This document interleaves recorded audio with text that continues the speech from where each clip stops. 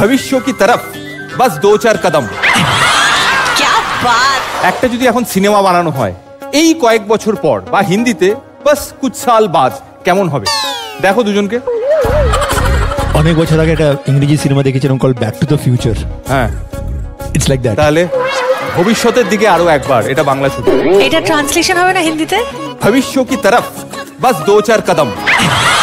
क्या बात, क्या बात, दिस इज सम इम्प्रूवमेंट। আসলে এই গানটা আমাদের আমার নস্টালজিয়া তৈরি করে যতবার শুনি। প্রথম অন্তরাতে কিছু এক্সট্রা খাঁজ নিয়েছে ও, কিন্তু সেটা কোথাও গানটাকে ডিস্টার্ব করেনি। এত পরিমিতিবোধ এবং পরিশীলিতভাবে প্রেজেন্ট করেছে ও সেটা।